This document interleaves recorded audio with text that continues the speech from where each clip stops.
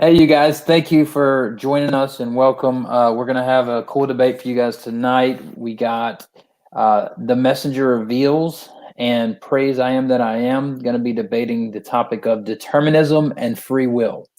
So, what we're going to do is we're going to start with Praise, the affirmative.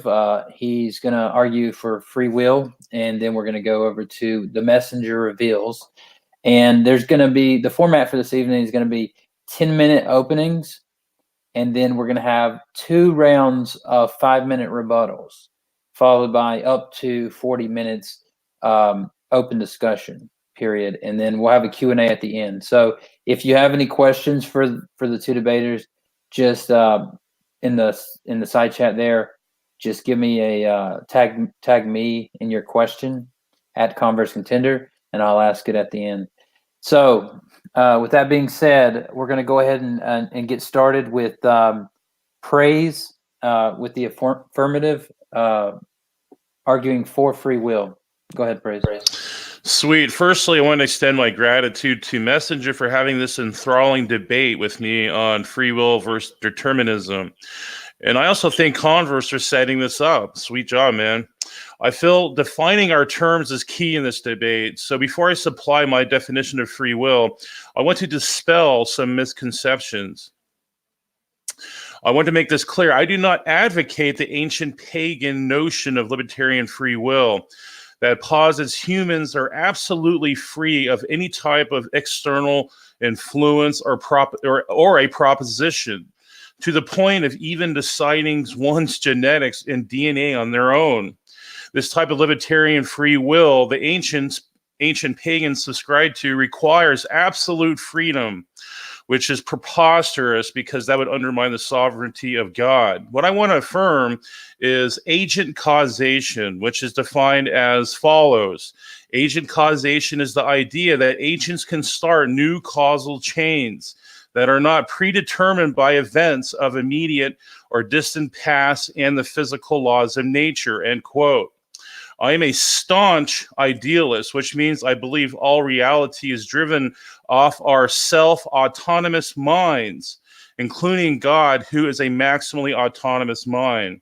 Thankfully, modern science and philosophy have shed light on the mind and nature on the mind and nature of reality. The traditional belief academically held by physicists and neuroscientists for many years was that all reality was fundamentally material, and consequently our cognitive processes were hardwired by material forces. However, that all changed with the emergence of quantum mechanics in the 1940s by Planck, Bohr, and Einstein, who revolutionized the double slit experiment and discovered, quote, mind is the matrix of all matter. For whatever reason, secular scientists dismissed the implications of idealism by labeling it woo science and just receded into a type of indeterminism or compatibilism while still maintaining a fundamental physicalist viewpoint. However, in 2007, Anton Zeilinger conducted an award-winning experiment when he falsified Leggett's inequality by proving entanglement in particles can happen non-locally across the universe, and superposition of particles are random until observation, thus ultimately disproving realism, which is just another term for naturalism or materialism. And the citation is an experimental test on non-realism, and this is posted on arxiv.org. So that is a peer-reviewed paper. The consequences of Zeilinger's experiment is monumental because materialists cannot claim consciousness is physical anymore, because there is no such thing as physicalism. Moreover, determinists must demonstrate why cognitive intentionality determines all the variations of the double slit experiment, and hereby showing human will is autonomous with reality. This is commonly known as the observer's effect. A few canards must be busted. Firstly, the idea that the apparatus measures particles, not humans, is untrue because quantum mechanics tells us that the measurement apparatus becomes entangled with the position observable of the particle, and thus itself does not have well-defined classical features, at least in principle. And secondly, the Hungarian American Nobel Peace Prize, Nobel Prize winner Eugene Wigner demonstrated the paradox. By showing non-human observers just results in an infinite chain, which can only be followed until observers registers the result. So if we would adopt that reasoning, it is the cognitive intentionality which would make reality happen. And this is citation sciencedaily.com, releases 102, blah, blah, blah. So I can send you the citation if you want to have the link to that. Materialist has no way out. They must reduce or not reduce consciousness. If they reduce, they fail given the hard problem of consciousness. If they do not reduce, they fail given the exclusion problem. Consciousness cannot be eliminated nor reduced, and they cannot accept this without lapsing into dualism. Self-determined idealism is the only way. Also, I doubt determinists even understand determinism. It's important to understand there are two flavors of determinism. Independent determinism, this is natural forces. We can call this Laplacian domain. Number two is dependent determinism. This is when the once independent forces are exploited for informational or criterial causation. The wind is not free because it does not exploit informational causation. Anytime deliberating future state of a sentient being is brought into nature, the nature of independent particle motion is then classified as depending upon a filter or decryption to proceed. This causes the independence of the particle to become dependent. Therefore, the wind is not free, but the agent is free. The greatest paper on mental causation comparing possibilia versus actualia ever. Here's an excerpt from his paper, quote, "Finally, it is not enough to simply have the first order free will afforded by the above kind of nervous system that can choose actions freely. Only if present choices can ultimately lead to a chooser becoming a new kind of chooser. That is, only if there is second order free will or meta free will do brains have the capacity to both have chosen otherwise and to have meta chosen otherwise.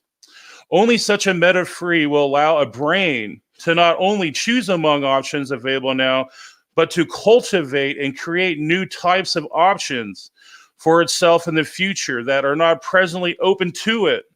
Only then can there be responsibility for having chosen to become a certain kind of a person who chooses from among actions consistent with that being a kind of a person." End quote. Citation: two types of libertarian free will are realized in the human brain. This is a peer-reviewed paper by Peter Se, 2013.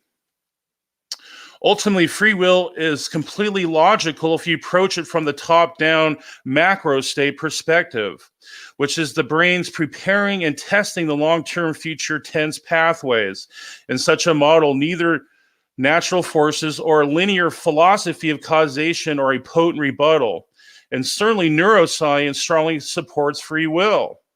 I'd like to finish with citing several neuroscience discoveries that validate self-will choice, making an immaterial mind. Firstly, the paper put out by Maus, Yafe, Koch, and Murdoch, called Neural Precursors of Decisions That Matter in an ERP study of deliberate and arbitrary choice, yielded research indicating a causal role in deliberate decision-making. Moreover, Dr. Jeffrey Schwartz, who's been a neuroscientist for over 40 years, published evidence of obsessive-compulsive, I think it's OCD, patients can actually rewire and change the infrastructure of their own brain merely by having the patient will themselves to think differently, demonstrating the brain is plastic when deliberate thought is happening, and also demonstrating that the patient has the ability to control the physical brain. Clearly, this exhibits the mind and brain are two separate entities, because if the brain and consciousness were part of the same infrastructure, then changing how we think would not affect the structure of the brain. Hence, another compelling evidence humans are not hardwired of what to think, and the mind is immaterial. Citation, Psychology Today, December 19, 2003. Psychology Today, funny enough, in that same article, it says many neuroscientists subscribe to free will. And emergent consciousness is a magical leap because you can't get the substrate of neurons to consciousness itself. Chalmers' Zombie and the Hard Problem of Consciousness show quality is fundamental and irreducible. Consciousness cannot be described in neural correlates. You cannot get qualia from physical space. Neural firings is a non sequitur when it comes to consciousness. Consciousness, therefore, is fundamentally immaterial and not emergent. Further, humans have the capacity for self-willed choice. And with that, I end my time. All right. Thank you so much for that interesting opening praise. Now we're going to shoot it over to Messenger for his opening as well. We're going to be pretty lenient on the times. Whatever you don't use, we will save for the end. All right. First, I would like to thank Converse Contender for making time to host this dialogue and debate and allowing each of us to express our thoughts and opinions in regard to free will and hard determinism. Second, I'd like to thank Praise for accepting the challenge and defending his views of free will and potentially even refuting hard determinism. Everything I'm about to share comes from my nearly 49 years of existence, along with the 14 plus years I have been studying psychology and clinical counseling. Hopefully my academic and professional studies, as well as my lifetime understanding of scripture, will help me share a positive message throughout this conversation.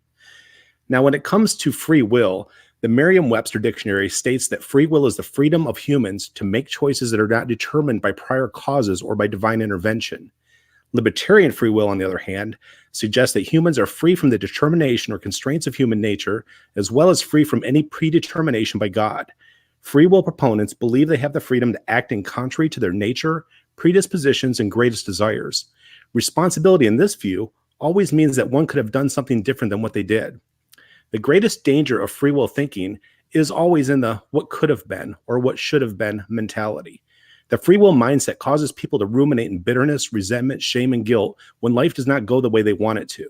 This system of thinking also further escalates one's emotional state of being into stress, anxiety, depression, anger, and rage. These intense emotions are only valuable in life-threatening situations, yet so many free will thinkers experience them in non-life-threatening moments. Free will causes people to become human actors rather than human beings. What I mean by this is that their inner nature remains incongruent with their attempted ideal external personas. Since free will thinkers reject that there are hundreds of inner determinants that exist within their four internal processes that dictate their actions, behaviors, choices, decisions, and expressions, they simply attempt to act and imitate rather than fix, correct, or educate that which inside them is either impaired, ignorant, or unhealthy. Free will thinkers often focus on who is to blame for how they are feeling emotionally, as well as their undesired set of circumstances. Rather than looking at how their judgments, viewpoints, and perspectives impact how they feel emotionally, they place full responsibility of external sources of wrongdoing, rather than the impaired, ignorant, or unhealthy processes within themselves. In this, they are always trying to control or isolate those external sources rather than working on themselves by taking an honest inventory and then seeking help for those internal impairments. Now, with hard determinism, this suggests that a predetermined or inevitable course of actions, behaviors, choices, decisions, or events will occur. Our ability to make choices and decisions does not necessarily equate to having free will. External influences and experiences dictate how we are programmed throughout our lifetime. Those come from both our personal experiences as well as influences from authority figures, experts, and hundreds of other interactions with people throughout our lives.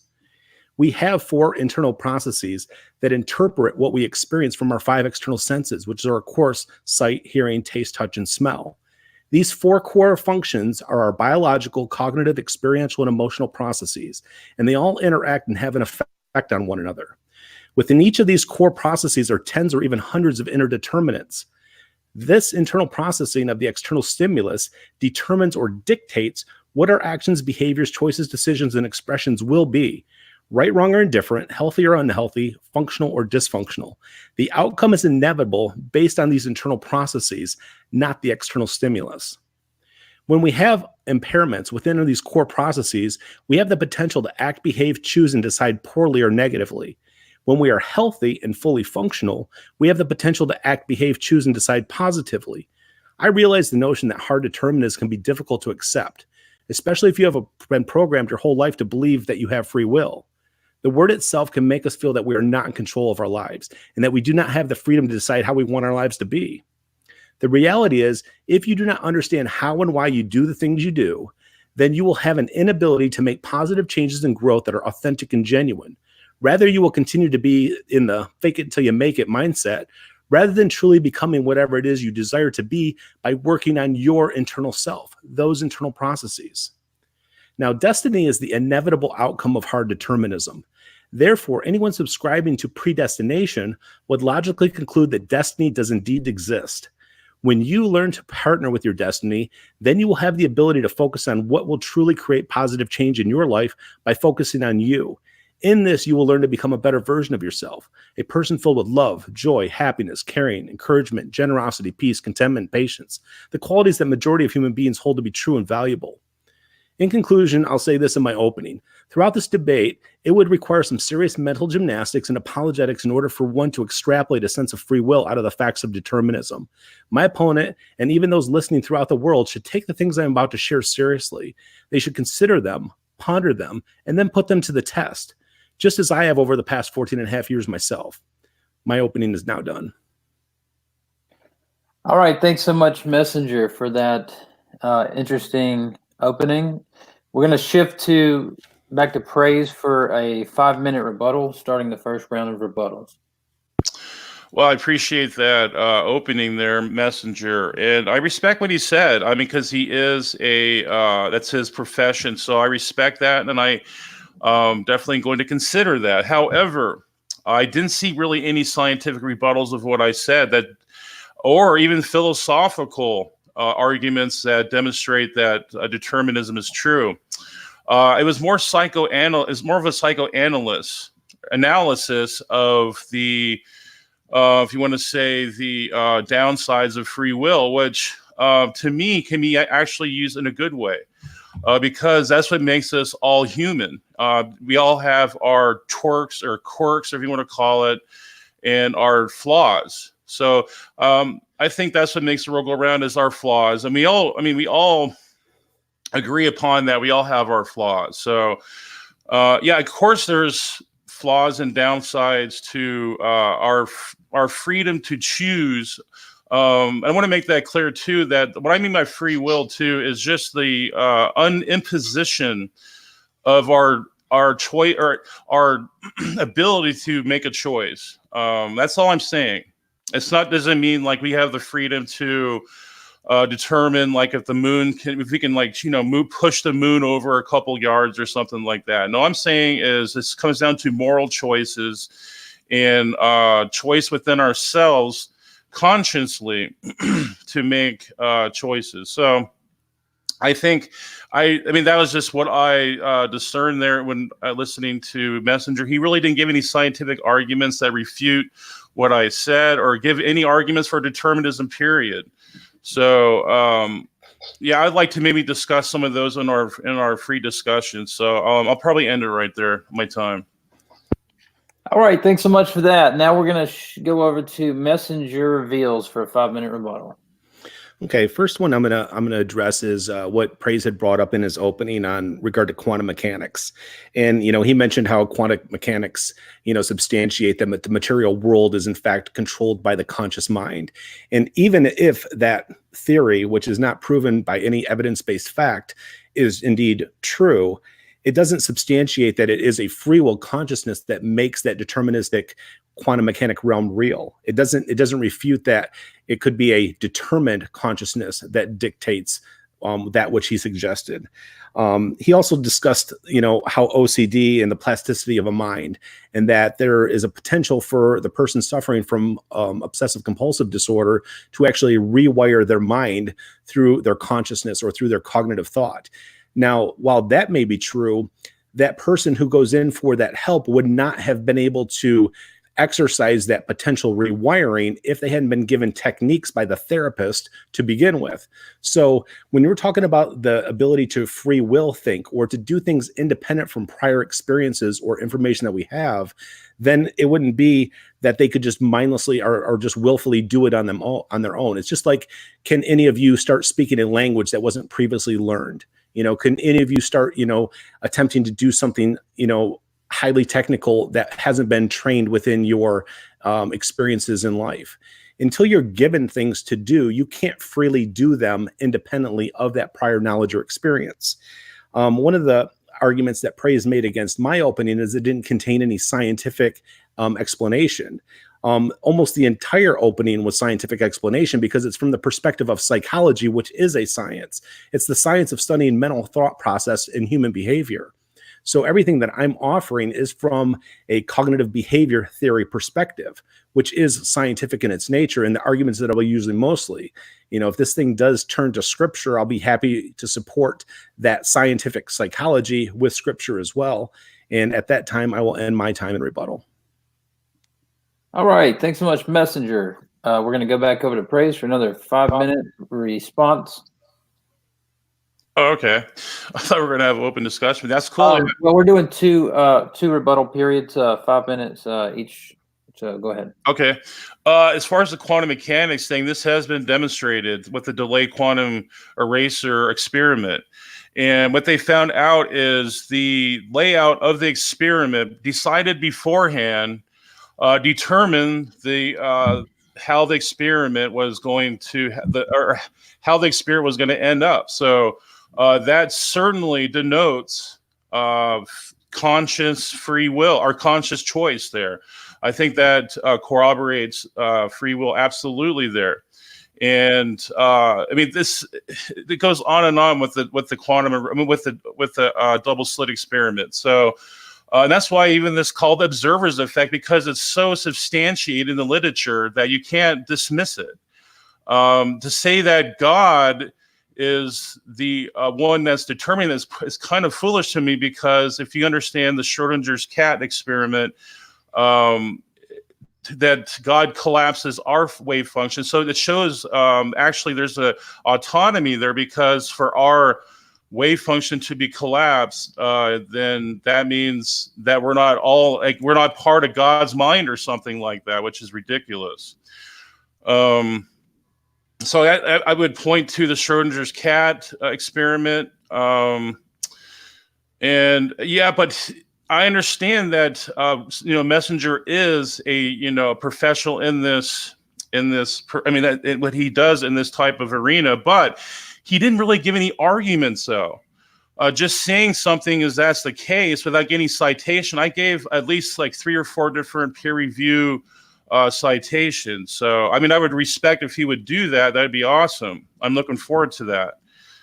And like I said, there's a hard problem of consciousness that I don't think Messenger or any other type of determinist has really addressed or refuted or even came close to, disproving.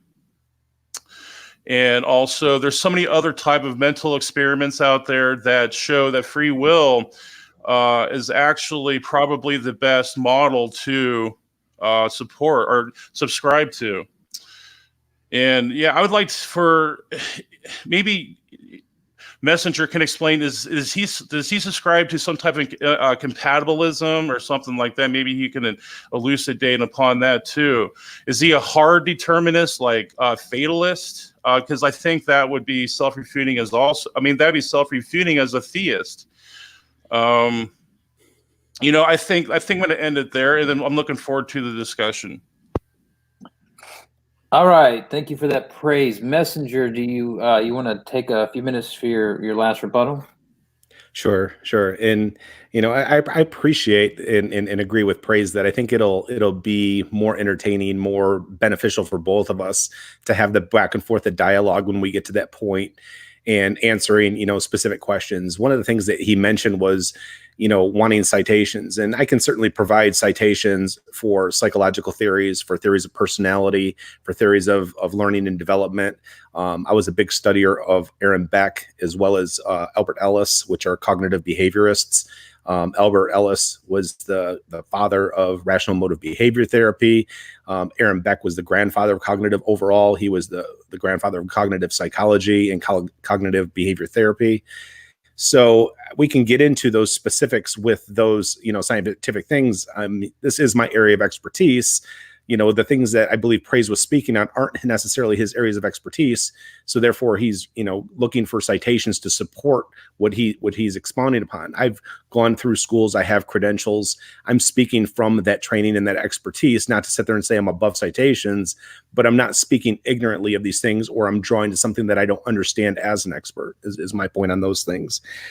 He mentioned about the double slit experiment and that, that it determined how the experience turned out. And he used a very key word there. It determined that your consciousness determined and caused the wave function to collapse. So when you use terms like determined, that's what hard determinism is about. It's about cause and effect. It's not about just free will thinking. When people quote collapsed the wave function through observation, they didn't do so because they were attempting or willfully trying to collapse the wave function. It just occurred based on when observation occurred versus when it wasn't occurring. So when it gets into the experiment, not about a willful choice to collapse it, more so it was, hey, observation is going on and therefore did dictate or determine that the wave function indeed did collapse. And with that, I will end my time and open this up to open discussion. All right, thanks so much. This has been a nice back and forth between you guys. I'm intrigued with where this is going to go in the open discussion. So we're going to have up to 40 minutes of open discussion. Praise, since he went last, would you like to start?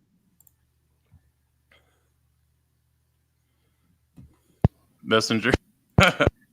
Yes, I'm here, buddy. Do you want to go ahead and start the open discussion? Sure. I mean, one of the things that you had mentioned in our previous rebuttal was that there's am I a fatalist? No, I'm not a fatalist. I would say I subscribe to hard determinism. I'm compatible. A compatibilistic viewpoint is I think reserved for people who just can't let go of that they're not in control of their lives, that they don't get to dictate what it is that who they are and who they become, up to the point of just thinking that they can will themselves, independent of those prior knowledge and experiences that have been given to them. So I think that there's plenty of scripture that substantiates a hard determinist viewpoint and not so much a free will or even compatibilist viewpoint. Yeah, I mean, scripture, I can bring a couple too, that we are in control of our decisions and accountable to them. We do have culpability, and I think that's one of the problems with hard determinism is, where does culpability come into this and accountability? So I'd like to go into that, the scripture, but I did. My citation, I think I would like to bring that up again. One of my citations that I brought up was the difference between. Hold on one second, because I do want to get so anyone can look this up if even who watches this. I want to properly cite this real quick.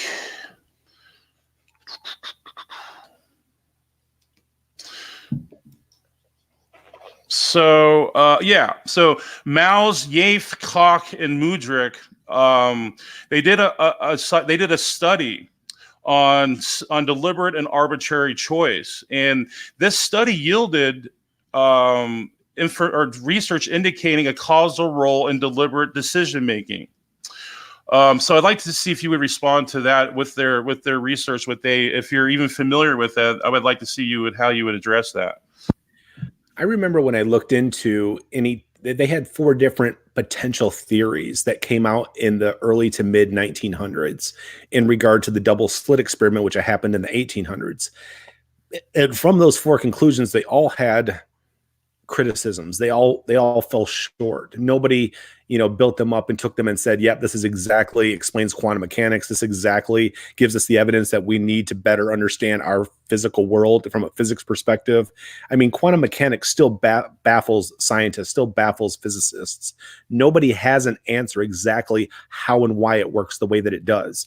So I'm guessing, and I'm saying guessing, that the citation that you're referring to is one of those 4 theories of quantum mechanics. And if it's one of those 4 theories, it's still not proving anything. It's still not substantiating, especially a free will thing. It may substantiate in your mind or your belief system that there's some level of consciousness that collapses a wave function. But I'm saying consciousness is determined, and you're saying consciousness is freely thought. No, this had nothing to do with quantum mechanics. This was this is neuroscientific research, and it has to do with study of deliberate arbitrary choice. And what they were doing is neural precursors of decision making. And what they found out, there is no neural precursor. So this has to do with neuroscience, not quantum mechanics. Well, with neuroscience, they've proven in studies, and I didn't bring a report this time, so my bad on me. But if it gets into the neuro side of it, which I wasn't planning to go to, they've shown that before you make a choice or decision, the brain is already predetermined what the course of that choice is going to be. If you look at things from Albert Ellis's perspective, he was the one who developed rational therapy, became a rational emotive therapy, became rational emotive behavior therapy. It very closely mirrored cognitive behavior therapy, which is the most preeminent and used theory for human behavior in clinical counseling and psychology today. So Albert Ellis's model suggested, have you read about his ABC model? And if you haven't, I'll explain it. And I'll explain it for the audience as well. ABC model suggests that there's an activating event. So activating events we experience through our 5 external senses, what we hear, what we see, smell, taste, touch. So there's an activating event that occurs. And then he said, in the end, there's a C consequence, which is our behavioral and emotional consequence of that activating event. But what he suggested and what he proved in his studies, in his research, is that there's a belief that occurs between the activating event and the consequence that you experience behaviorally and emotionally. And he said that belief, when it's irrational in its nature, that irrational belief that you hold to be true is what creates a negative external behavioral consequence or emotional consequence. So it's not the activating event itself, but rather it's going to be your irrational belief that you have. Aaron Beck's was very similar. He said that we have cognitive distortions, and that these cognitive distortions in our thinking and reasoning that have been given to us either through life experiences, trauma that we've been through, negative things that have happened, or modeling that's done by authority figures that we end up parodying in our behavior are the things that generate our negative emotional behavioral consequences. Okay, and I would like to respond to where they're predicting our thoughts. The thought that it predicts are arbitrary ones, not deliberate ones. So the research you're talking about is not talking about deliberate decisions. We have an autopilot and a spotlight that searches the decision making, looking for something of special interest. It can only sense actual potentials. You'll notice how in these experiments they flatten out when an ethical decision is being made. So I'd like to cite these papers for you to check out. You can see that pretty much they obliterated the idea that everything is arbitrary choice, that everything is against or a predetermined choice. So check out this paper in 2018. It's by Maus, Yafe, Koch, and Muderich. And the name of the paper is Neural Precursors of Decisions That Matter, an ERP study of deliberate and arbitrary choice. And it was in biorxiv.org, that syndication. So I think there's new research out there that, bust the canard of this deterministic belief in neuroscience. But what you haven't demonstrated is how that you can make any type of decision, how you can have any type of action, behavior, a choice, an expression that's free from the pre-existing or predisposed viewpoints that you've been given throughout your life. Like what type of decisions do you make in the moment that are free from those prior experiences and information that you've been given? Right. Like I was mentioning, I think there's two different. I think we have an arbitrary decision making that is actually hardwired into our brain. I mean, those are easily found in science, but also we have deliberate ones. I think there's a dichotomy there. And I think materialists make the mistake that both are supported by physical science or brain or the physical brain. And this is what I want to bring up now to my second citation with the OCD patients. If the brain is plastic and it can change even its size and infrastructure, how does that entail any type of determinism or physicalism? Because there would be something causing it. No, but see, if everything was hardwired into our brain, there would then choice. But hardwire does not necessarily everything that involves hard determinism. So when you're sitting there saying, "Hey, that not everything is genetics, not everything is hardwired in terms of like we're just these biological mindless robots that are just acting out our biology and our genomes and our DNA." No, that's not what I'm suggesting. I'm suggesting that prior information and experiences that you hold in semantic and episodic memories dictate and determine how you respond to the current stimulus in your life. So what you called arbitrary responses would be things like physiological needs, your need to breathe, your need to eat, your need to drink, sleep, excrete, have sex, seek warmth, homeostasis. So I get that you're like, hey, those things are hardwired and you can accept that. But what about these deliberate choices I make? And I'm like, the deliberate choices that you're making are based on pre-programming cognitively, what you know, what you believe, what information's been given to you, what experiences you've been through, emotionally, how you feel in the moment, based on an external stimulus. So what I'm suggesting is, you interpret the world based on you see something, hear something, taste, touch something, smell something, and whatever one I missed, 5 senses.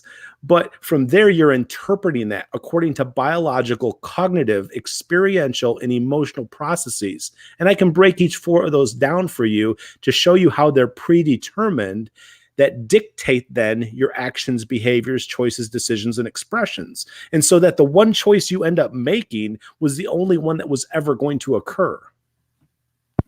Okay. So, I mean, I think you might have a good point there, but I still think they would fall under arbitrary choice and not deliberate. See, for something to be deliberate, there has to be a distinction there, and they made that distinction. But for something to be deliberate, it doesn't mean it's not determined. I'm saying it could then arbitrary. Then if I'm saying it can't be arbitrary, so you have to at least agree with that. So it's not about, I'm not saying, but we're not arguing the difference between arbitrary and deliberate. We're arguing the difference between somebody having free will or libertarian free will versus everything to have a prior cause, which is what hard determinism is. Right. But my argument is that, you have to at least concede that there's a difference between the way you are explaining it is that there was still, biological factors and physiological factors that come into play with deliberate decision making. I'm saying, no, that's to me a conflation. These studies. In what way is it conflating? Because there is deliberate thinking that they are showing a causal role. Okay, let's talk about the thinking part, okay? And let's break it down a little bit. Yeah. What do you think comes into play in regard to your thoughts and ideas? How did you even conceive what thoughts, like a thought or an idea? Like what made you be able to, 1, articulate it, 2, where did it come from? Where did your thought and idea come from? Did you just will it out of the universe? No, it would come from our will. But where did your will come from? Is what my point is. It's like if you have thoughts and ideas, your thoughts and ideas came from somewhere, right? Right. I would say the spirit or the soul, but you'll say, well, that's unscientific. Well, no. I would say, but you're saying it came from the spirit or the soul. What developed your spirit and your soul? I would say experiences and maybe God's revelation, his and how he's his intervention in one's life. And when you're talking about your human experiences, what did you experience in life that gave you ideas and thoughts about something? It could be inspirational things, stuff that's inspired me, stuff that Inspired from is. whom? It could be from God, maybe even things in my life that inspire me. So That God gave birth to you, and then yeah, through those experiences that you had with God, that's where you learned everything that you learned. yeah. I mean, it's not just like we're So robots. are you the son of God? I am, yeah, a child or a son, not the son of God. I'm a child of God. So you never learned anything from other human beings. You didn't have like biological human parents on Earth. Well, I mean, sure, they can share maybe. Well, that to me that might fall under just general wisdom and understanding. But I mean, what I'm trying to get at is deliberate decision making. So I think that'd be more subconscious stuff that you're talking about, maybe. Well, I don't think that your experiences with other human beings make them subconscious. When we use the term subconscious in psychology, it's bringing something that's unknown. So your subconscious mind could be the things that drive you to eat, and the things that drive you to drink, and the things that drive you to sleep and excrete and have sex. And there's these physiological, biological things that drive emotion and human behavior. So to get those needs met. But what you're talking about and what I'm trying to get to is not that part of it. I'm trying to talk about how your experiences with other human beings have programmed you to be what you are. Like, did you choose who your biological parents were? No, but yeah, but I'm not. Yeah, just because I've learned from experiences from people doesn't mean it's programmed into me. It's just that I can draw back on those experiences in my memory. I don't think that has anything to do. How did you learn English? Did you learn English from God?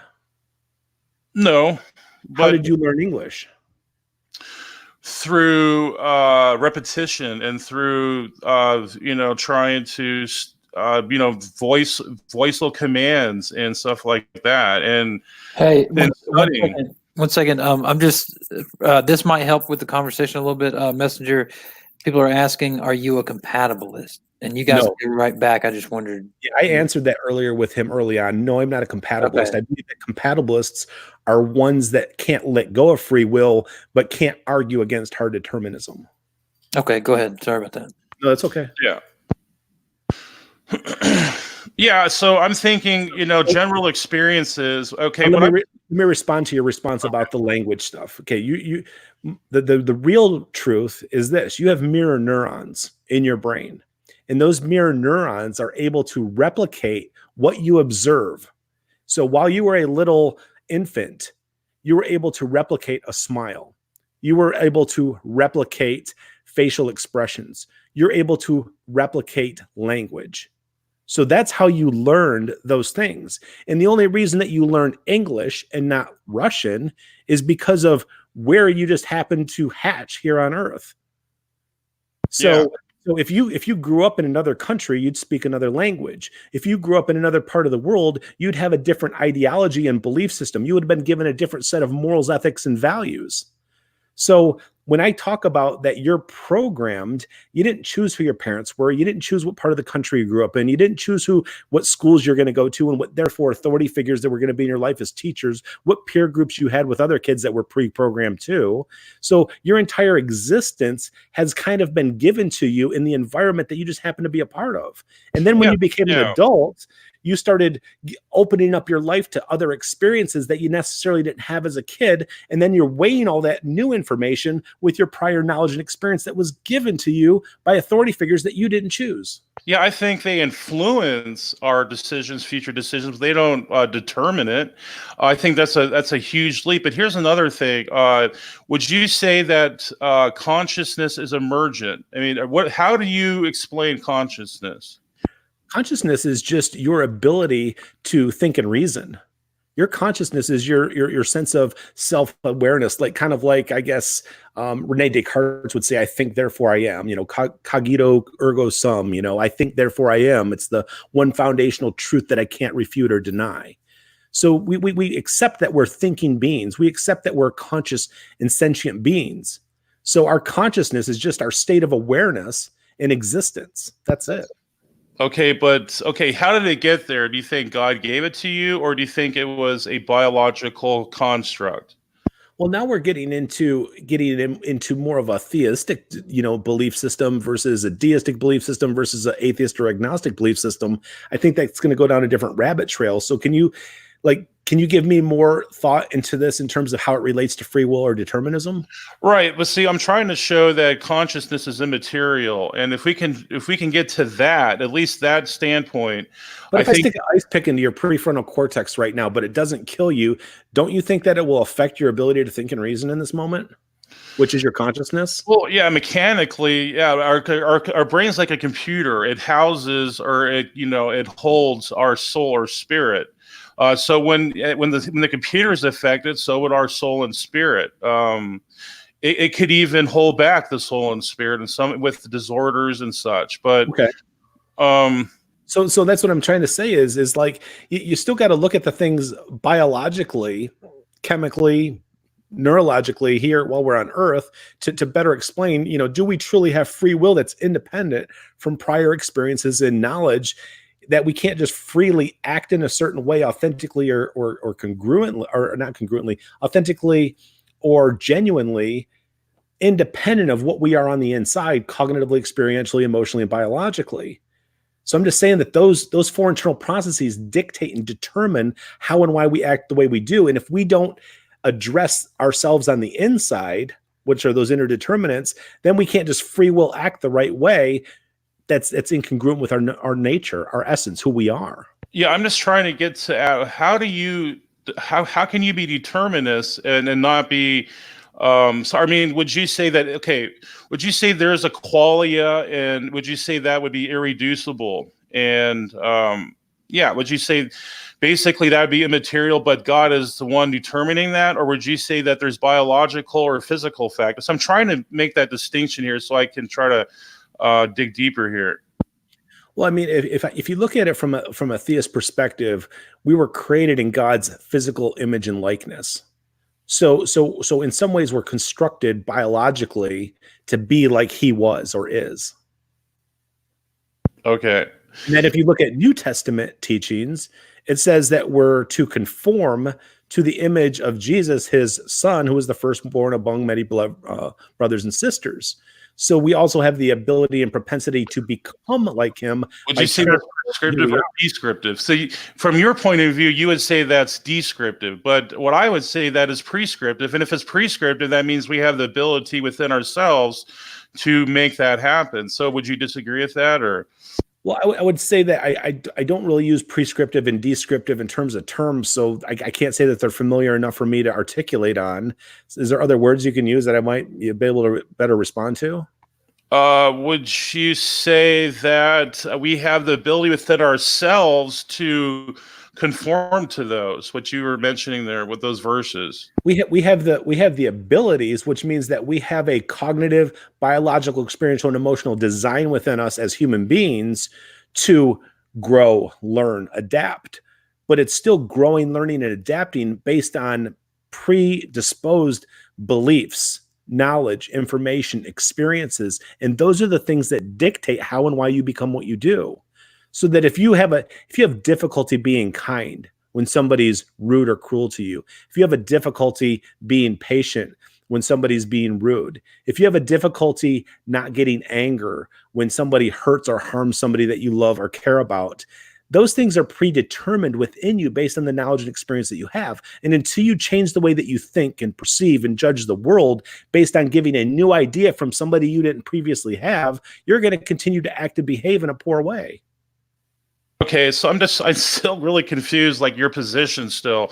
Would you say consciousness can be described in neural correlates? Not all, it's not all within our neural context of our biological makeup, but that is part of it.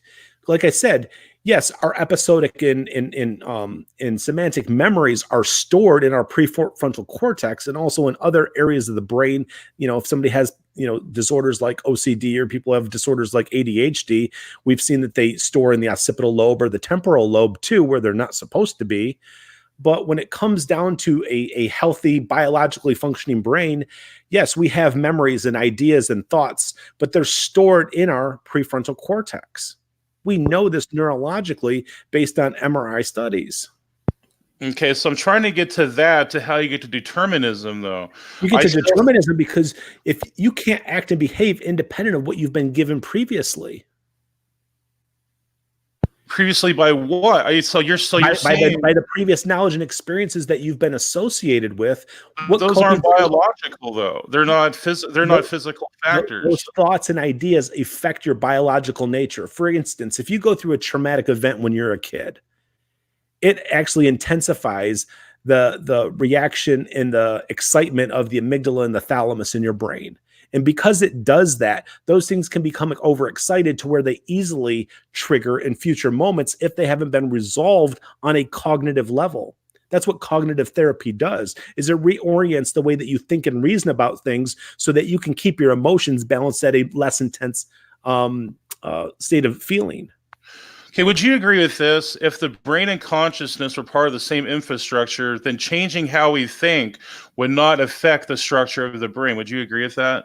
No, because what we found, like in studies with substance abuse, when substance abuse becomes a disease, for instance, whether it's alcoholism or drug addiction, when those things become a disease, we know that the brain rewires itself in a way that believes that that substance is needed, just like breathing, eating, sleeping, drinking.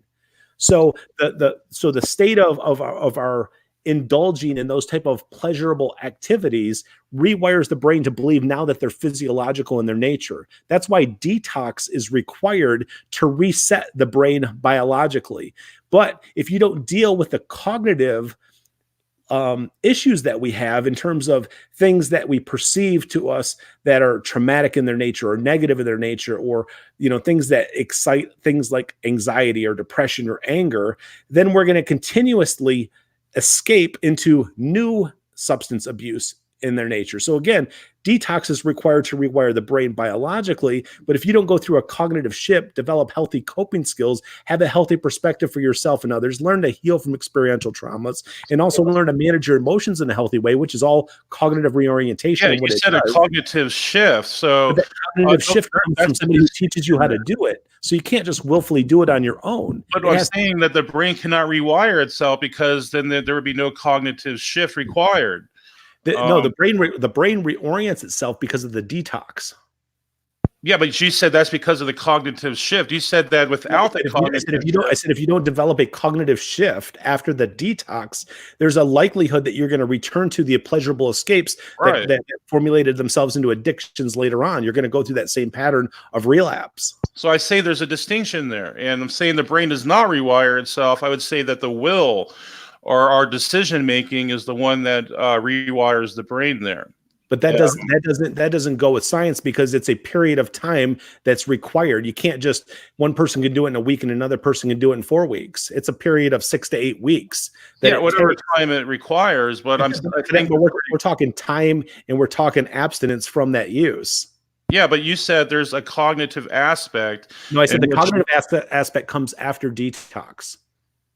Yeah, but you said it's ineffective without the cognitive aspect. I said it's ineffective in terms of you not returning to escaping behavior. You're not escaping because you're being led to it through physiological and psychological dependency.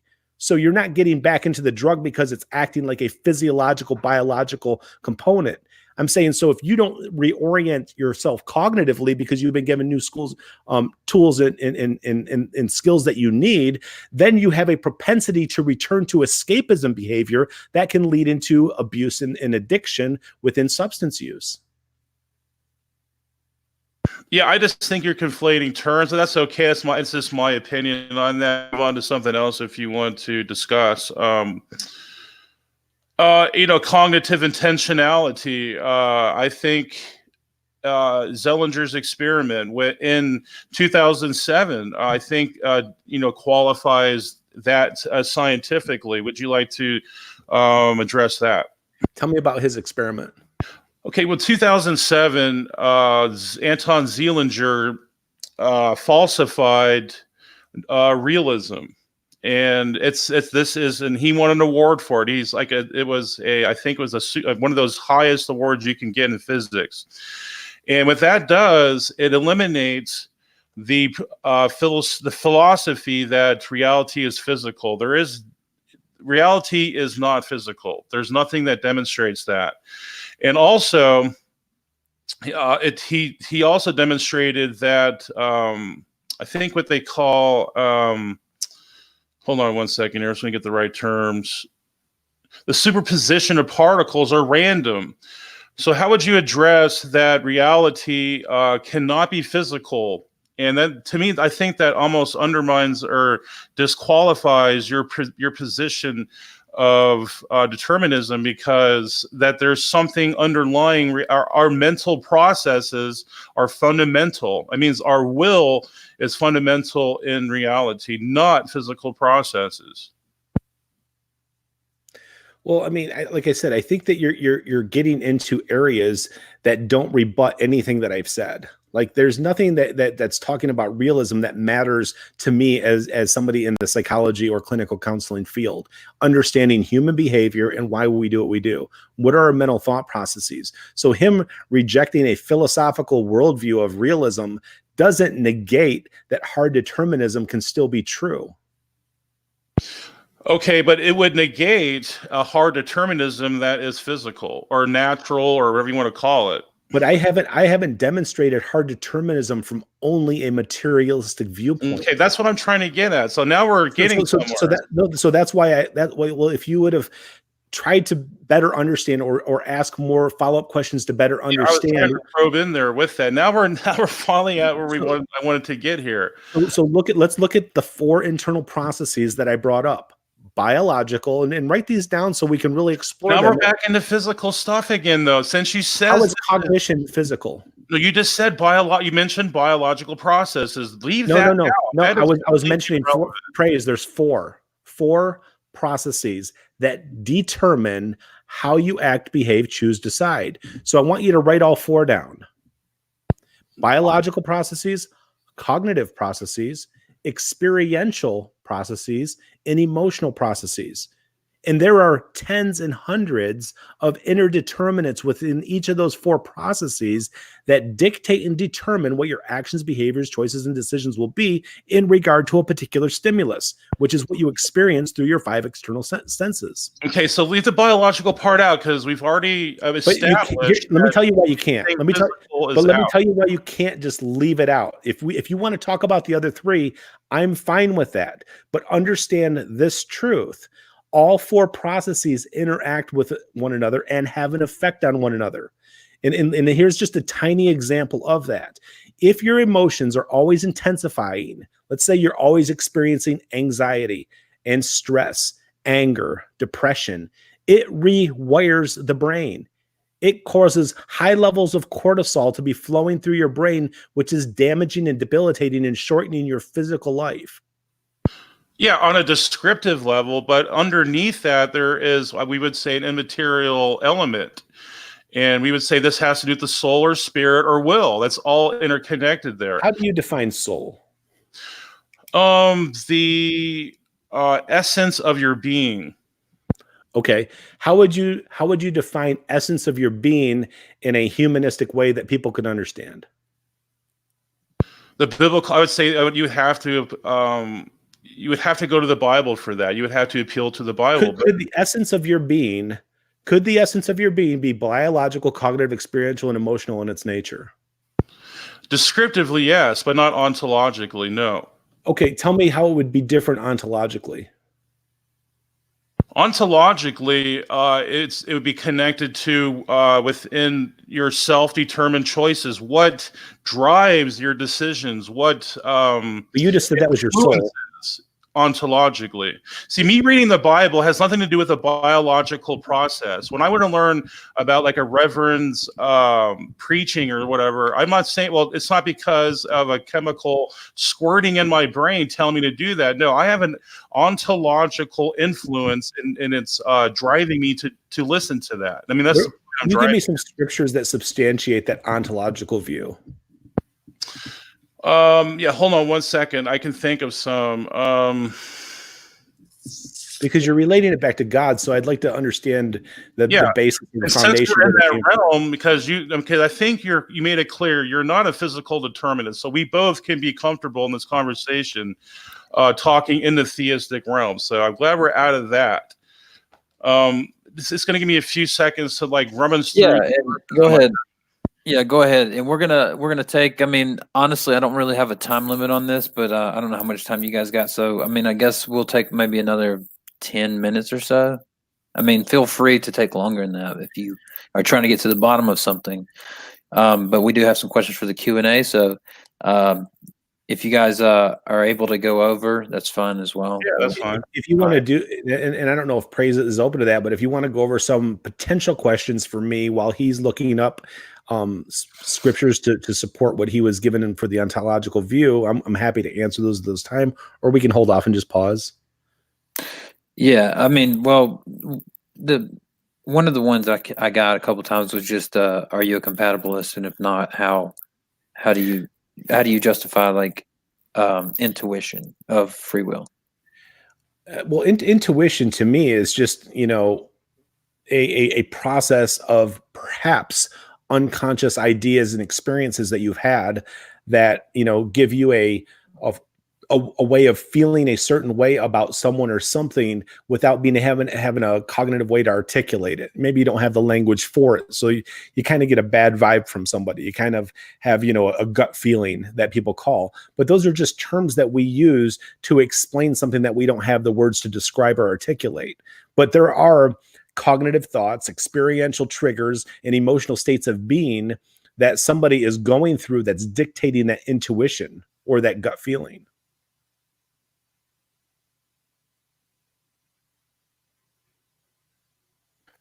I don't know if that answers their question. Yeah, sure. Praise, are you ready? Or Yeah, so I got a couple maybe I can bring up here. and then after you guys are finished with this line of questioning, Praise, if you had some questions for Messenger as well, because I know that some of it seemed like a lot of the questions were for you, but I didn't know if you wanted to give Messenger some of your questions as well. Yeah, my main question is, since we're in the theological realm, can maybe Messenger provide some verses that demonstrates like a deterministic Calvinism, if you want to call it that. Don't ever lump me in with Calvinism. I don't hold to the tulip model or the 5 points or even 4-point Calvinist viewpoints, because that gets into a position of what I would say is fatalism. And having a fatalistic viewpoint is not what I have. I believe that one can partner with their destiny, one can partner with a hard deterministic world to change how and why they want their life to be. Once they understand the inner determinants that dictate action, behavior, choice, and decision, then they can focus on the correct areas within themselves to have the outcome that they desire in the future. So I definitely don't ascribe necessarily that God specifically chooses, but there are some scriptures from a Calvinistic standpoint that stand in the way of what I would say is libertarian free will or Praise's view on free will. And a lot of it's in the book of Romans. The first one I would say, let's go over to Romans chapter 9, verse 18 through 21. And all right, I think it's verse 18. It said something to the effect of, therefore God has mercy on whom he wants to have mercy, hardens who he wants to harden. He says, then somebody replies, well, then, how can God still blame us if it's God that's determining this? For who is able to resist his will? And Paul's response is, but you, who are you, a human being, to talk back to God? Shall what is formed say to the one who formed it, why did you make me like this? Does not the potter have the right to make out of the same lump of clay some pottery or human beings for special purposes, and some pottery or clay for common use? So that verse is kind of deterministic, in that God is the one dictating it and not really offering any type of free will. Yeah, and in one of my streams I did address the God hardening Pharaoh's heart. If you read 1 Samuel 6:6, it actually says that Pharaoh hardened his heart first. But here's another thing too. Dr. Bullinger, who is a theologian scholar, he did a whole work on these verbs of hardening, and he found out they're super expressive, and it means to permiss. He permissed Pharaoh to harden his heart. And I can provide that study for you if after this, if you want me to show it to you. I kind of agree with that, but I'll also say, like, if you look at like even the words of Solomon in the book of Proverbs, chapter 4, verse 23, it says, above all else, guard your heart, for everything you do flows from it. So, yeah, absolutely. So the thing is it's giving a warning, but if you didn't have the warning, you wouldn't guard it. If you didn't have the warning, you wouldn't know that you were susceptible to your heart being changed by the information and experiences and influences that are throughout your life. So if you're not given these, warnings or cautions, or given a healthy way to view and perceive and judge the world around you from people who have experiences that you don't, you would have never developed them on your own. Yeah, I think that has nothing to do with determinism, though. It absolutely does, because remember, determinism is prior experiences and causes for what you're doing today. What's that? Yeah, but I think you're conflating external. It's not conflating, because remember, this is my area of expertise, so I'm not conflating anything. Well, I mean, you need to make a distinction then between self-determinism and external determinism. I'm just talking about hard determinism. Well, isn't that to me is an external determinism outside your own capacity? Not at all. It's helping you understand the internal processes that are going on within you, cognitively, experientially, and emotionally, that are dictating how you feel, how you're triggered by certain things, how you respond to certain things, the things you feel warned about. I mean, if you never had the experience of being around something dangerous, you wouldn't have a fear of it. Yeah, I'm just really confused with your position. It's very nuanced, I'll give you that. And maybe I have to do more research on it. So I'm not going to try to impede on or try to make straw man arguments of that. So I'm going to let it go there. But how do you reconcile Romans 8 when it talks about predestination? Well, I would say that would be in a it's a corporate fashion, corporate election. In a corporate fashion, he predestinated the church in his foreknowledge. So I can provide some studies. What does predestined mean then, if not determinism? Well, we were predestined. The church, whoever was, it's a corporate entity. It's not just, we're not talking about individuals. That he predestined whoever's part of the church. He predestined them to go to heaven. He predestined them to have salvation. So I think that would fall under corporate election or corporate. But do you believe that destiny is an inevitable outcome of something? In a corporate fashion, yeah, corporate context, yeah. Because it says, for those God foreknew, he also predestined to be conformed to the image of his son. So yeah. He's not talking about that you're just magically predestined, but that you're to conform to the image of his son. So I would sit there and say, for any theist, have you conformed to the image of his son, which is they're referring to Jesus? And because he says that he might be the firstborn among many brothers and sisters, and those he predestined, he also called. Those he called, he justified. Those he justified, he also glorified. So if God foreknew and he predestined to be conformed, it's saying to be conformed, to happen in the future, that it hasn't happened yet. So here's what, if you read 1 Peter 1:2, it says, elect according to the foreknowledge of God the Father through sanctification of the Spirit and obedience and sprinkling of the blood of Jesus Christ. So you can see that the elect and predestination is due to the foreknowledge. It has nothing to do with like a deterministic type of predestination or anything like that. But to be conformed to something, you have to be given something, right?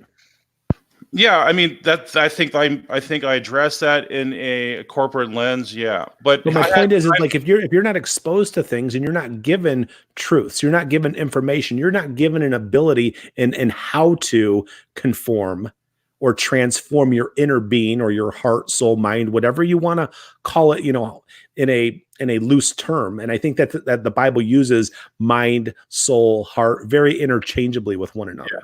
Absolutely. I All right, agree. you guys, And let's start wrapping up, and I- just use these as your final comments Sure. and questions. How about we And just have like a 1 or 2 minute closing, and then like we'll just add our last. Yeah, sure, that's fine. Just I'll go ahead with your last couple of questions right here, and then I'll give you guys like 2 minutes apiece. I'm pretty much like the questions he's pretty much addressed them. So I don't have any questions right now, but I do have some comments though. Okay, so let's do that. So we'll start with praise. Go ahead with the 2 minute closing, and then if Messenger you have anything to say as well, we'll let you have 2 minutes. Sure, go ahead, Praise. So I really respect Messenger tonight. He took his time out, and it was I think it was a great dialogue. And I mean, I hopefully maybe we can do this again with some other type of subject, maybe even theologically. But I was prepared more tonight for a materialistic determinist, and he didn't fit that criteria in my opinion. So it's a nuanced type of viewpoint. And I just got to do some more. I'm going to go back and listen to the debate again and listen more about his viewpoints and learn about them. But just to end this with a couple of verses that show that we have, inner choice, or some verses that, lean that way, is Joshua 24:15. But serving the Lord seems undesirable to you, then choose for yourselves this day who you will serve. I think that's a pretty clear one. Matthew 8:34. Then he called the crowd to him along with the disciples and said, whoever wants to be my disciple must deny themselves. That's conditional. There's so many conditional passages in the scripture that demand inner choice, determination, inner determination or inner choice. Proverbs 16:9. If their hearts humans plan their course, but the Lord establishes their steps. So you can see how there is a synergy going there. And then the last one is Revelation 3:20. Here I am, I stand at the door and knock. If anyone hears my voice and opens the door, I will come in and eat with that person and they with me. You can see that's conditional upon the person. So I will end my time with that. And thank you for this debate, you guys. All right, go ahead, Messenger. You got a couple. You want to do a closing statement as well? Absolutely. All right, go ahead. 2 minutes. And so just in saying that, I agree 100% that there's substantiation in choosing and denying oneself, but that would require one to have a level of discipleship to learn how to authentically do those things, to authentically choose, to authentically decide, or to authentically deny oneself. I think that's why he gave the Great Commission of saying, go and make disciples of all nations. He didn't say, go and sit there and share one simple message. He said, go and make disciples of all nations. And discipleship requires training. And without that training given to you by somebody who has information that you don't, you're not going to be able to free will do anything until you've been given something to begin with. And that's what hard determinism substantiates, as I articulated from a psychological state of view. So with that, I'll close my time. Thank you so much, Praise. Thank you so much, Converse Contender. I'm ready to wrap up. All right, sounds good. Thank you guys both for that. We're gonna go to the allotted Q&A section now. I'm just gonna scroll back up and look at some of the questions. Let's see. I'm gonna have to read these out. Let's see. Well, okay, some of them. Okay, so some of them I'm not going to be able to read because they're already gone. Unfortunately, I did not write them down because there were too many. There were too many coming in, and so I wasn't able to write it down. Yeah, I do need a sidekick. Appreciate that advice. So I remember Dragnot had one at the beginning. It was, how do you test dehydrogenate something or another? Drag, I don't think they know the answer to that one. Just repost your question and tag me on it, and I'm going to start reading now. I know one thing for sure that people were wondering from Messenger is, what are you? Because I was trying to explain to them that you're not exactly a Christian. You're a theist, but you believe Christ is the best example, maybe, and So maybe explain like what is your position basically? I'm absolutely a believer of God. And I would say the God that I hold to be true is the Abrahamic God, the God that's described, in Genesis, the God that's described by Jesus, who he called Father.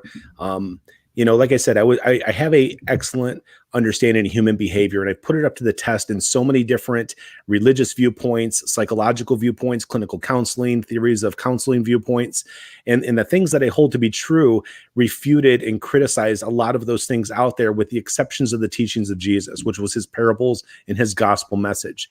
So for me, it substantiated my belief and faith in what he stood for as the perfect human being, as the perfect Son of God, the one that we were supposed to conform to be like and become like God ourselves, which is healthy, holy, and to emulate that goodness that we see in his character throughout those gospel messages. So I hope that best helps people understand that.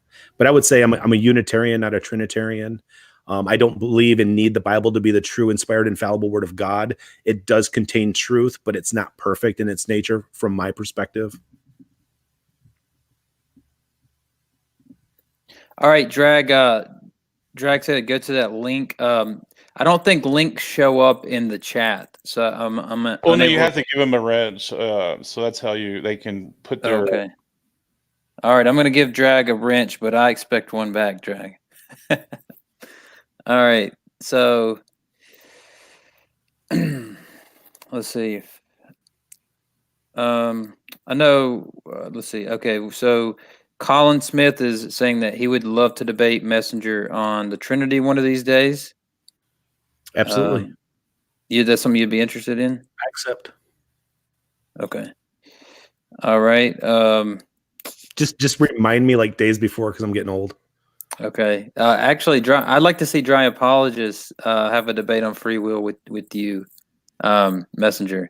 That would be pretty cool, because he has the advantage now because he knows everything I'm gonna hold. Right, exactly. All right, Dry Apologist says, converse, my question again is, how is cooperating with oneself not a type of free will? Was that for me? Yes. Repeat the question, please. Yes. How is cooperating with one's self not a type of free will? Because you wouldn't know how to cooperate with yourself if it wasn't given to you by somebody else. So if somebody didn't teach you something or give you something, which would require a cause and effect relationship, which is the basis and underlying foundation of hard determinism, then it wouldn't be that, because free will suggests that you can do things authentically and independent of prior causes and divine intervention. And it's a mythological thing, because people can't let go of the idea that they're not in control of their lives, but yet they don't understand why their lives keep going the ways that they don't want them to, because they're not looking at themselves, they're looking at others. Okay. All right. So there's your answer, Dry Apologist. Let's see. I've been getting a lot of complaints that I'm giving too many atheist wrenches, but that's your prerogative. So even from a theist, if people are good people and honest people, you do your thing, Converse. Yeah. I give atheist wrenches all the time, so I'm not that bad of a guy. Yeah. So here's a good comment. S.J. Thomason said, "I'd love to debate Messenger on the resurrection at Converse Contender. Let's set up a date." Interesting. I'd have to do a little bit more research into that, but I'm open to do any debate, whether it be, us as human beings, or, if you want to debate scriptural things or religious things, I'm open to that too. So I need a little more time to prepare for that one specifically. Awesome. But that would be an interesting one. Now, I know a lot of you guys had questions for praise as well. Where those questions? Shoot them back to me, please. Colin said, "This is for praise. How does the Father give to the Son?" He wrote heathen, but maybe he means give to the Son heathen and all he draws, if it is you giving yourself to God. Cite Psalm 110, 1 and Psalm 2 and John 6. That's really difficult to answer even for praise, because that's just way too much depth. Yeah. I can sorry. Yeah, go ahead and go ahead and interpret that and take what you can out of it.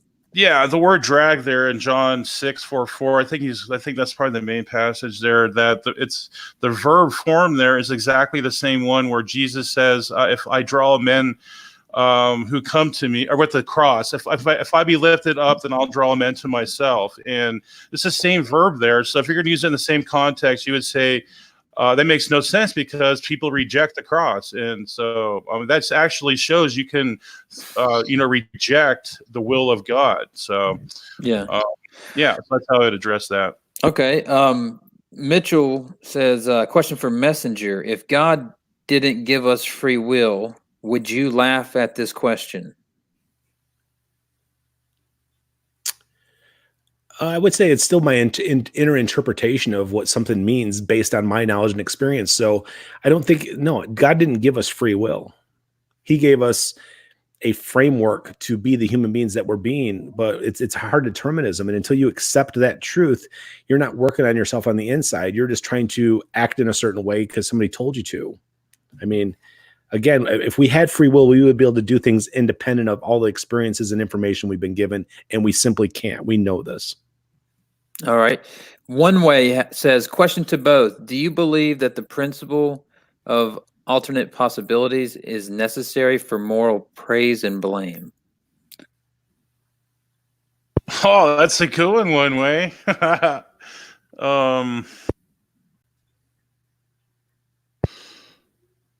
Yeah, I'll say yeah.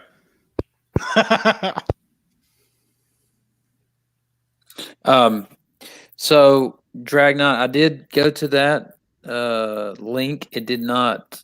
It just took me straight to your channel. So I'm not sure what I was supposed to get out of it. So let's see.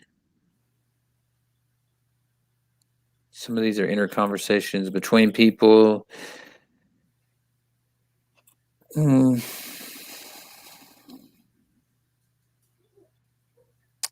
see. All right.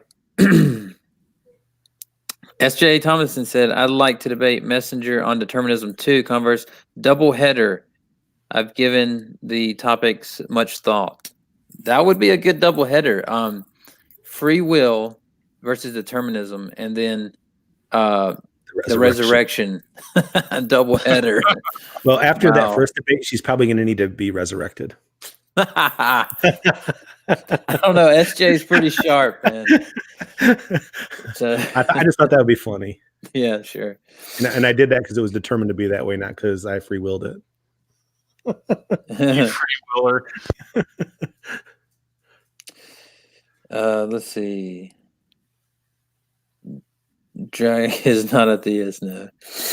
All right. So Mitchell says, I have 3 more questions you haven't asked. Mitchell, if you would repost them, because I didn't write them down, I forgot the chat. It destroys up until a certain point, and so if you would just type them back out, I'm pretty much an amateur. So don't worry, we're gonna I'll help on this sometimes, and some of your other will help out sometimes to copy and paste and send them to you in an email at the end. That'd be perfect. Holy Spackle, same thing. Just if you would retype your question. Unfortunately, I'm pretty much a loser. I was just thinking about how freezing it is in my house, man. It's all good, CC. You did a great job tonight mediating, and with the exception of writing down questions, you poor imperfect person. Well, what I'm going to do is I'm going to start copying and pasting, because what I'm doing is I'm casting this from the laptop, and then I'm reading straight off my phone. So if you want in the future to baseline not in, I could actually run it on Streamlabs, and I could take care of that if you want. Yeah, that'd be awesome. So let's see. The Holy Spackle question for Messenger.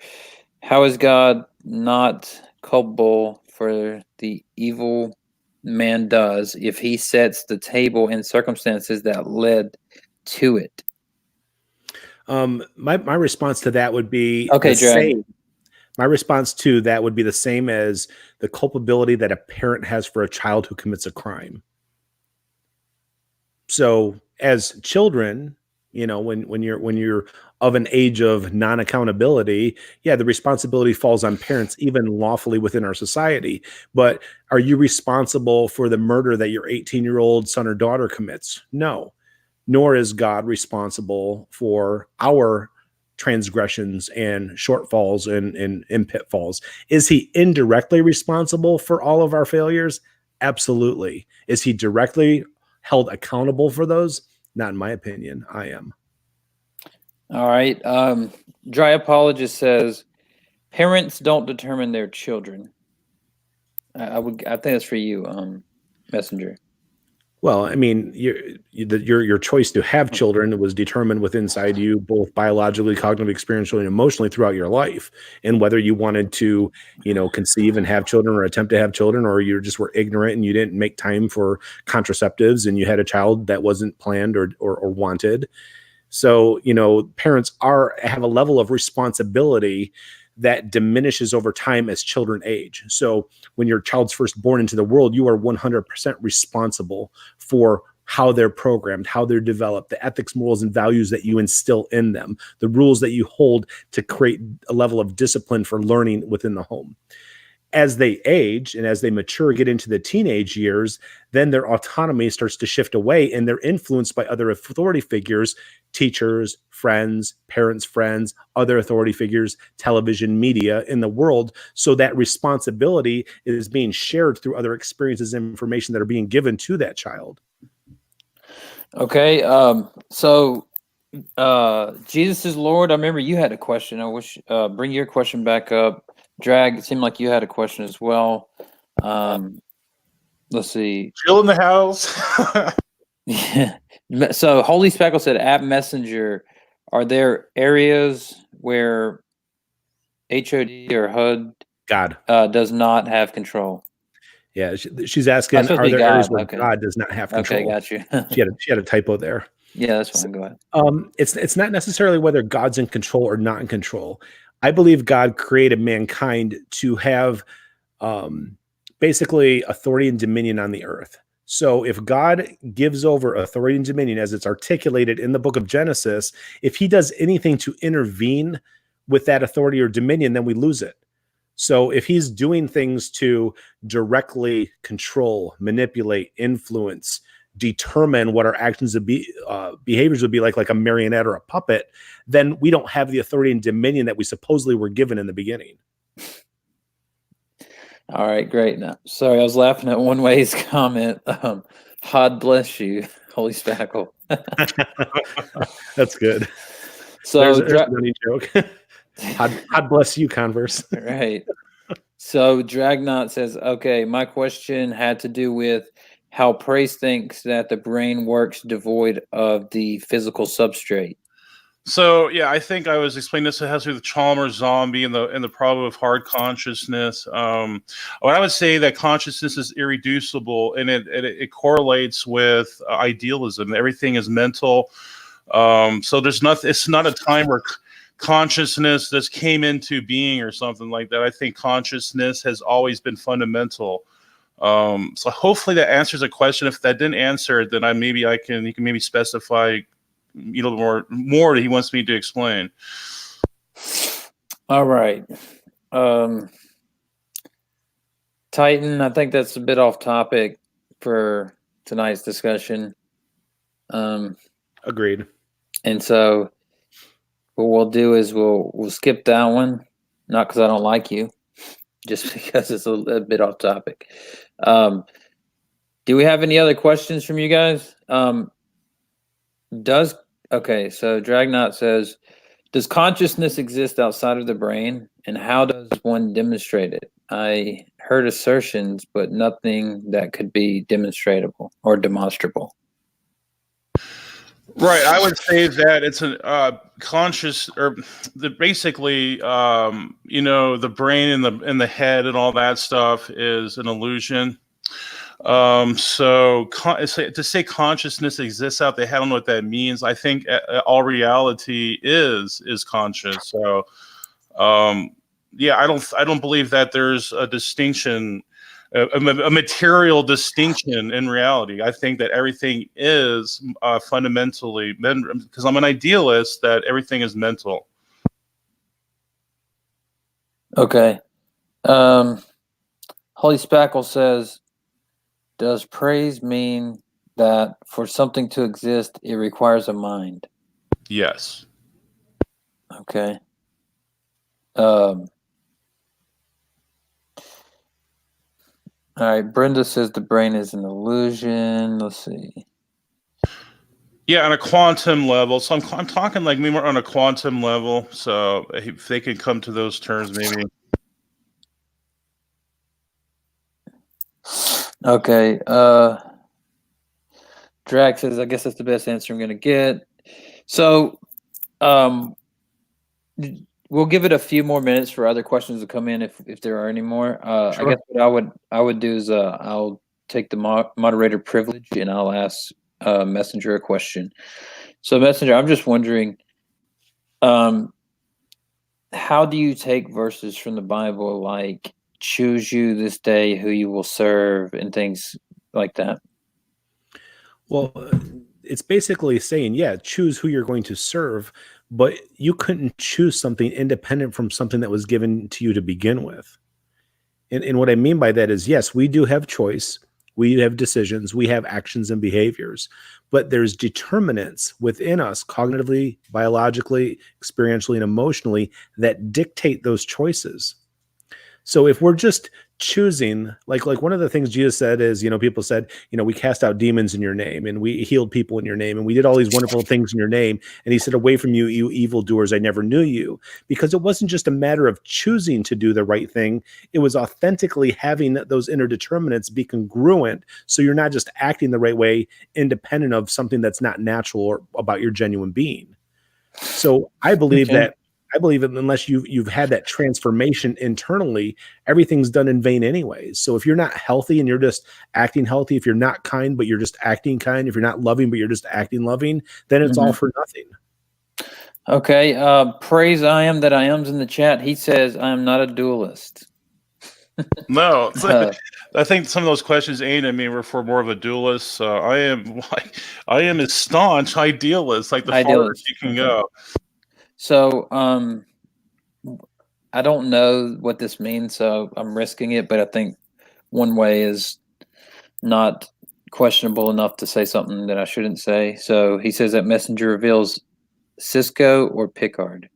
I answered in the live chat. I said Picard. Okay, I'm not familiar with that. It's Star Trek. I'm behind. Oh, okay. I'm not a Trekkie, so although I was just watching Mandalorian like before I walked in here earlier. So good. All right, let's see. Mitchell says, if the wages of sin is death, biblically, how can anyone predetermined make it to heaven? Because when we're talking about the wages of sin being death, it's talking about if your outcome, which is your sins, which is your actions, behaviors, choices, and decisions, if you're sinning, it's coming from things within your heart or your inner being or your mind. And I call those things biological, cognitive, experiential, and emotional processes. There's something wrong with that and it's unhealthy. And therefore, there's something death inside producing death externally. Okay. I have to step away for 2 seconds. Be right back. Go right ahead. All right. Caleb, I'll ask him the question whenever he comes back. How many idealists are in this chat right now? I'm wondering. So Brenda says idealism is really dumb. The Holy Spackle says, I'm trying to decide if I'm an idealist or subscribe to idealism. I don't think the Messenger reveals is an idealist. Okay. All right. So Messenger, Caleb, the dry apologist, asked, does Messenger think God has free will? No. Okay. So you have kind of a Spinoza view on God because Spinoza kind of argued. If I believe that we're created in his image and likeness, because that's what Genesis says we are, if we're created as hard deterministic beings, therefore he must be as well. Can I understand that to his level of thinking and understanding of what that is? No, but he has to be what we are. All right. So I'm going to skip the comments that are off topic. One Way says, it seems to me that anyone who holds to a creator God concept is to some degree an idealist. Um, I guess that relates. But I don't think Messenger is an idealist, right? No. Okay. I know to answer Brenda's question too. So I can answer right now. What question? You talking about Kant refuted idealism? That one? Yeah, Kant. Okay, So go ahead. Bernard Kastrup, he put out a paper. Just I can send it to Brenda. She can check it out. He specifically addressed Kant's argument. He debunked it. So yeah, I'll send it to you. Want me to Brenda? All right, there you have it, Brenda. Let's see. So, Messenger's a heretic, Mitchell says. Hey, we're not taking statements. We're taking questions. Right. All right. So, Dragnot says to me, it just means that you aren't homosexual. I guess that's talking about the Cisco Pickard thing. Or no, that was a Trekkie. I'm not sure what he's referring to. Okay. So, sorry. I get distracted easily. All right. So, Honesty Angel says, what was the point of the tree of knowledge of good and evil? I think Honesty Angel means if not free will.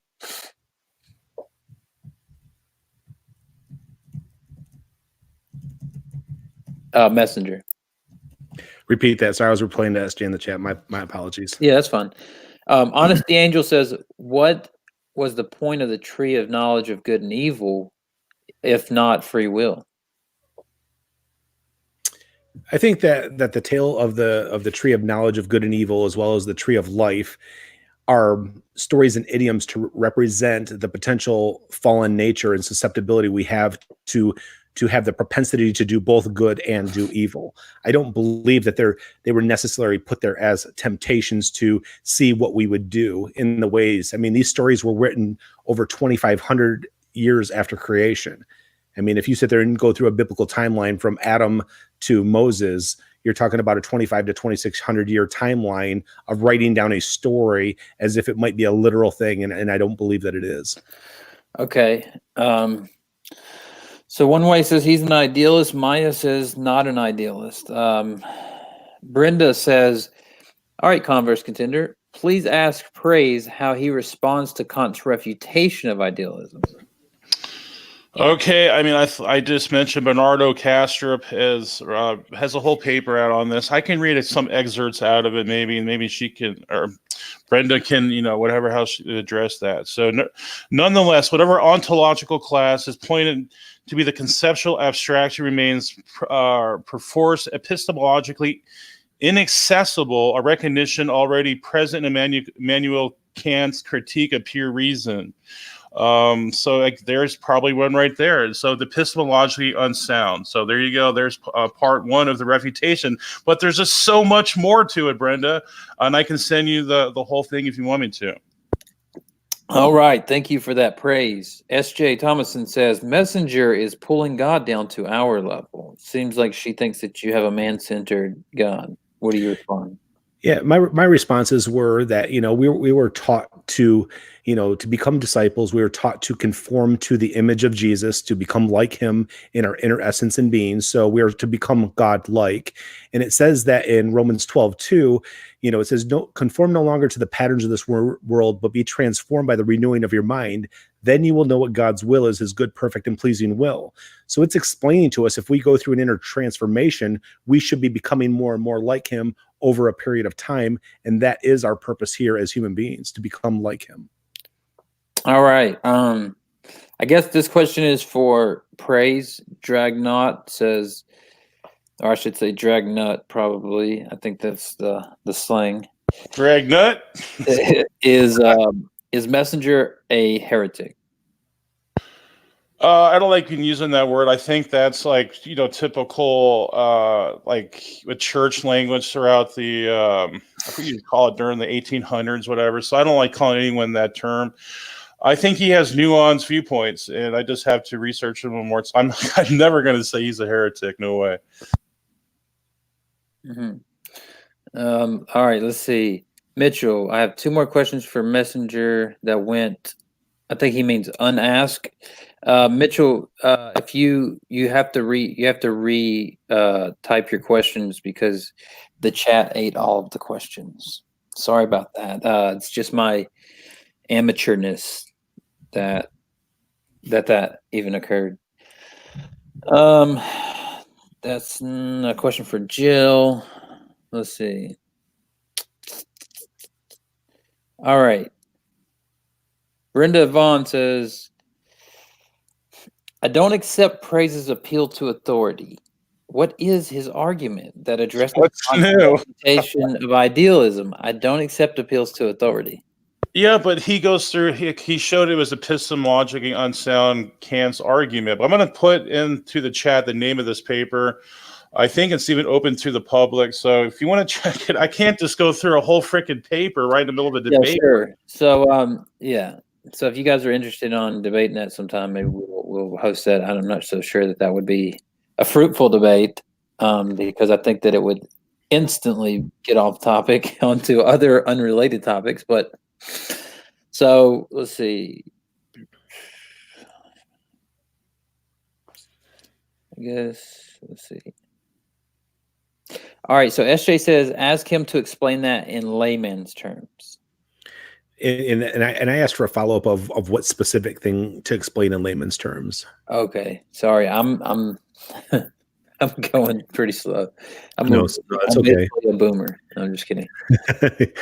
Half the age of boomers. Yeah, right. Yeah, at 31. I mean, well, I had a son early, so. I feel like I lost so much sleep and I aged super. Do you identify as a boomer? Yeah, I identify as a boomer. So Dragnot says maybe the messenger reveals is just man focused in general and it's spilling over into his theology. So maybe you want to maybe that's what SJ was talking about and you want to kind of explain that.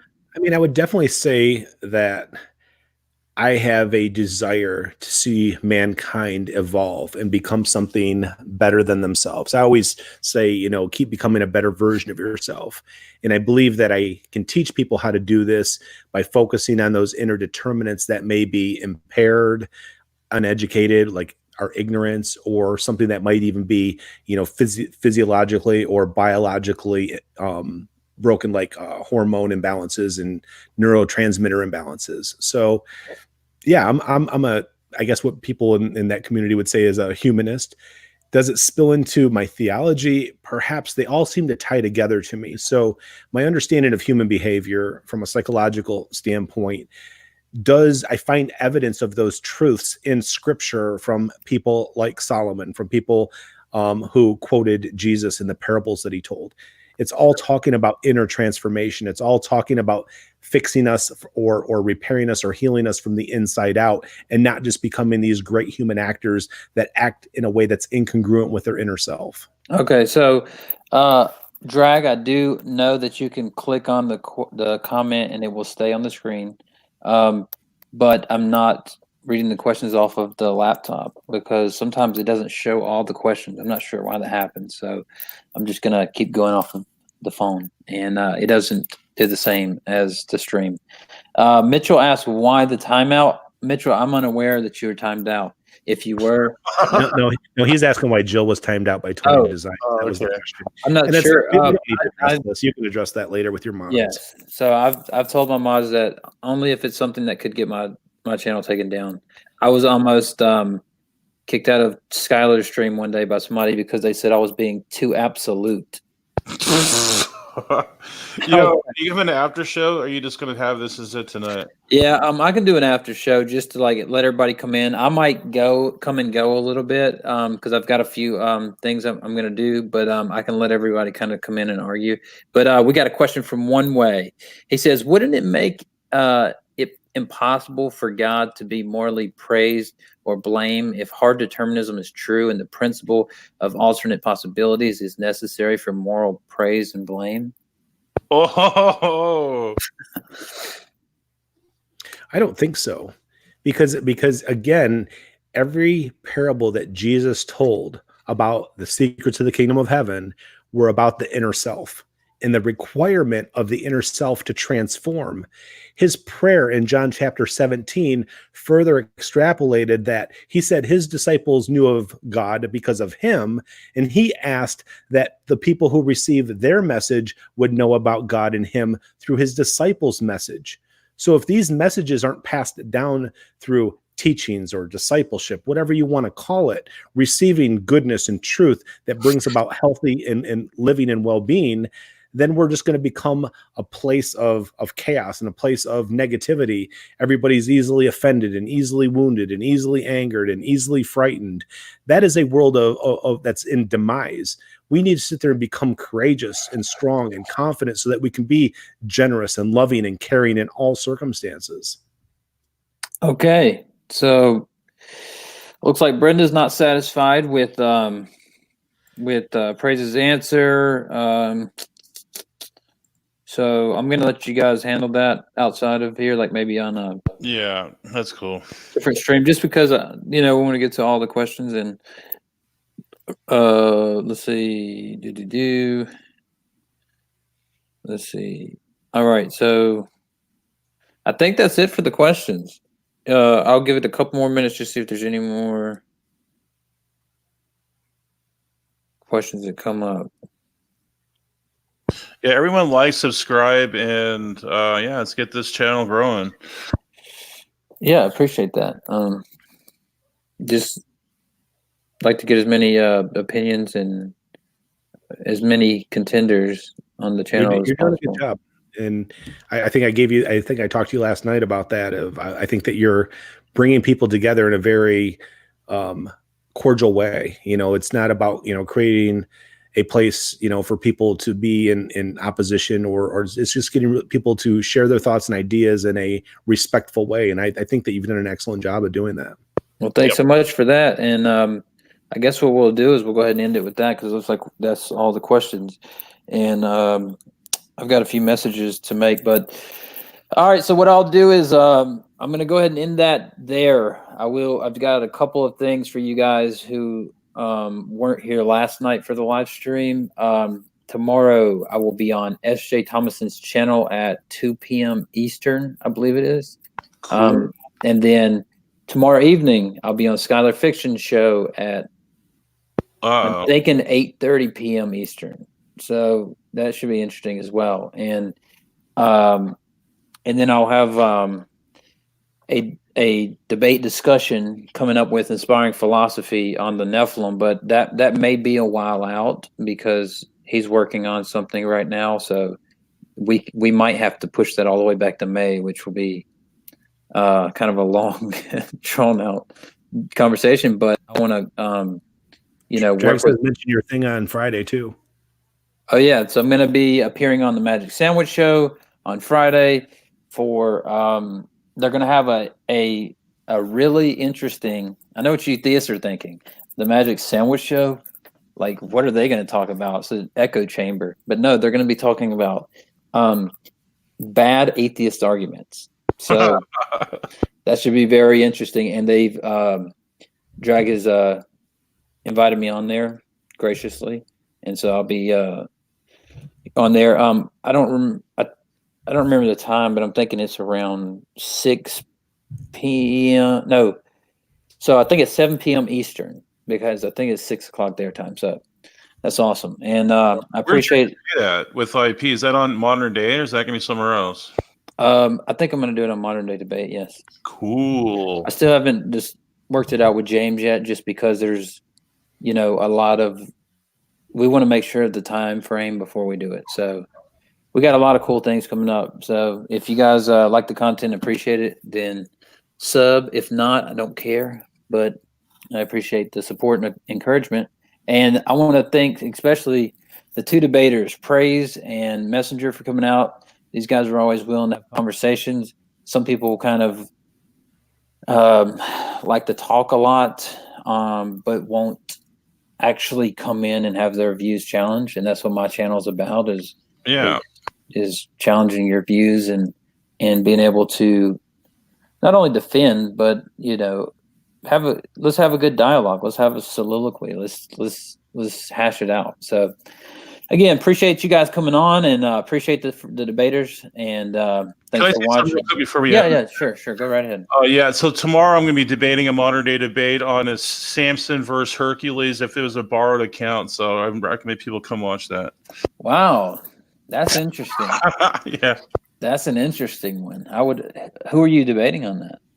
It's an atheist. I think it's maybe even from Matt Dilhani's camp. I'm not sure though. Wow, what time is that? I think it's 10:30 Eastern, so it's going to be like not or whatever, 10:30 Eastern, whatever. Okay, because I was about to say, how am I going to watch that when I'm going to be on Skylar Fiction Show? But Yeah. All right. Well, appreciate you guys coming on. I'll definitely try and check that out tomorrow. And if you guys have any questions, or you want to be on a future show, or you want to be in a debate, you can email me at conversecontender@gmail.com.